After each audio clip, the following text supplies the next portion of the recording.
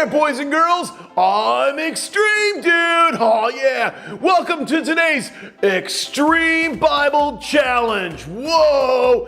First, we got to look at our Bible. Commander Larry, what do you got for us? Yes, let's see here. Luke 4:8 says, Jesus replied, the scripture says, you must worship the Lord your God and serve only Him. Dude, thanks, Commander Larry. That's so cool. So, today we're learning that God is the one and only weather station. No, that's not right. God is the weather for the one and only... No, that's not it either. One and only weather in God or... Dude, this one's complicated. Hey, Pastor Tony, can you help us, talk about the weather or God or whatever it is we're talking about today? Hey, Extreme Dude. Yeah, I love the weather. I mean, it's wintertime right now. For some of you, that means snow. For some of you, rain. All kinds of different weather. In fact, I remember one time being outside and there was hail, which is frozen ice, came falling down, hit me on the head, hurt so bad. But you know what? We need that moisture because things like flowers, plants, trees, they need water to survive. I'm glad there's rain. I'm glad there's snow. I'm glad there's water that helps us have a beautiful place out there. But we're not talking about plants today. We're actually talking about how God is the one and only God. In fact, we're going to find that out today in the book of 1 Kings, where we find out from a guy named Elijah about how he made a difference to show other people how God is the one and only God. You see, people have made some bad choices. Israel had sinned. Their kings had fallen away and they were worshiping other gods. In fact, there was this one king, his name was Ahab. His wife Jezebel, bad people. And they served this god, fake god, named Baal. Now, Baal was the god of the wind and the storm and the rain, or so they told everybody. And so he was in charge of making sure it rained and that crops grew. But we know that God is the one and only.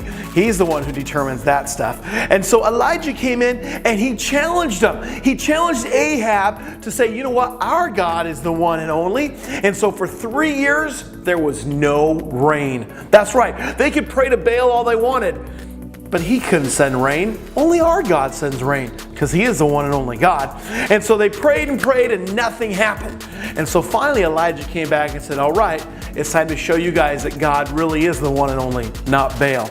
And so they took all of these prophets or people who served Baal and they went up on a mountain and they took some rocks and they built this altar, and Elijah challenged them. He built an altar also and he said, let's see which God is real. Which God is the one and only? We already know the answer to that one, right? Which God's the one and only? And so the prophets, they put their stuff on there and they would dance around and they'd be like, Baal, send down fire from heaven and burn this up to show that you're the one and only.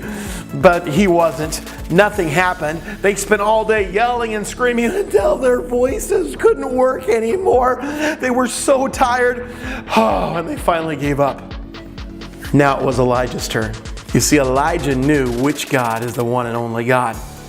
And so Elijah, he took 12 rocks and he built this altar and he put a sacrifice on top, and then he did the unexpected. You see, when something's wet, it doesn't catch on fire very easily. So he took buckets and buckets of water and he poured it over the top of the altar. In fact, he dug a trench around it like a moat and filled that with water. It was so wet, there's no way it would ever catch on fire. And then he just stopped and he prayed to the one true God, the God who really is the one and only God. He prayed, and my God, your God, Elijah's God, answered. And fire came from heaven, and it not only burned up the sacrifice, it even evaporated the water, it even burned up the rocks. Okay, that's how hot that fire was. Man, God is the one and only God. And then just to show how powerful He is, Elijah prayed again, and the rains came back. You see, God is the one and only God. Boys and girls, you might be going through all kinds of challenges, all kinds of situations in your life, but you need to remember one thing, that God is the one and only.